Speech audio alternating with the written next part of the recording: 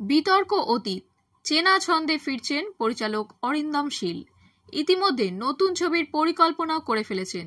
জুলাই থেকেই শুরু হবে আগামী ছবির শুটিং। সত্য ঘটনা অবলম্বনে একটি উপন্যাস লিখেছেন লেখিকা দীপান্বিতা রায়। নাম অন্তর্ধানের নেপথ্যে। অরিন্দমের নতুন ছবির অবলম্বন সেই উপন্যাসই। বাম জামানার মনীষা অন্তর্ধান নিয়ে ছবি অরিন্দম শীলের। এই প্রথম বড় পর্দায় অভিনয় কুণালের সঙ্গে ব্রাত্য, অনন্যা। গত কয়েক মাসে তার উপরে অনেক ঝড় বয়ে গিয়েছে। সব ভুলে আবার ফ্লোরে ফিরছেন পরিচালক অরিন্দম শীল। রাজনীতির গন্ধমাখা তার নতুন ছবির নাম কর্পূর। অরিন্দম জানিয়েছেন, কলকাতা বিশ্ববিদ্যালয়ের প্রাক্তন সহকারী নিয়ামক মনীষা মুখোপাধ্যায়ের জীবনের উপর ভিত্তি করে লেখা এই উপন্যাস। 90-এর দশকে শিক্ষা দুর্নীতির সঙ্গে নাম জড়িয়েছিল মনীষার। সেই কাহিনীকে কেন্দ্র করেই চিত্রনাট্য লিখেছেন পরিচালক। 1997 সালে মনীষার আচমকা উবে যাওয়া ভাবিয়েছিল সকলকে। রাজ্য রাজনীতিতেও শোরগোল পড়েছিল ঘটনাটি নিয়ে। 28 বছর পর সেই ভাবনাকে আবার উস্কে দেবে অরিন্দমের আগামী ছবি কর্পূর, যে ছবির মুখ্য চরিত্রে রয়েছেন ঋতুপর্ণা সেনগুপ্ত।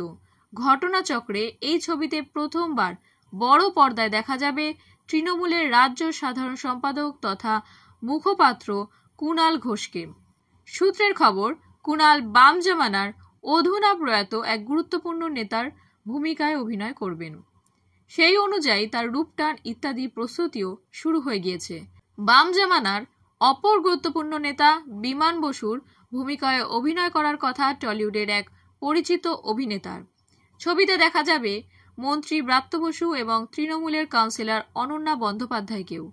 যা থেকে এই জল্পনার জন্ম হওয়ার অবকাশ থামছে না যে বাম জামানার ওই সারা জাগানো ঘটনা অবলম্বনে তৈরি এই ছবিতে রাজনীতির ভূমিকা থাকবে।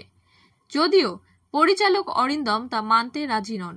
ছবিতে রাজনৈতিক প্রেক্ষাপট থাকলেও বাস্তবের কোনো রাজনৈতিক দলের সঙ্গে ছবির মিল নেই বলেই তার দাবি। পরিচালকের কথায়, ছবিতে কেউ রাজনীতির গন্ধ খুঁজতে গেলে ভুল হবে। ঘটনাটা সত্য। আমার ছবিতে সবটাই কাল্পনিক। শাসক তৃণমূলের একাধিক নেতা, নেত্রী, মন্ত্রীকে ছবিতে দেখতে পাওয়া গেলেও তার মধ্যে কোনো অধিসন্ধি নেই বলেই পরিচালকের দাবি। তার বক্তব্য, রং দেখে নয়, চরিত্রের প্রয়োজনে যাকে মানানসই বলে মনে হয়েছে তিনি তাকেই ডেকেছেন।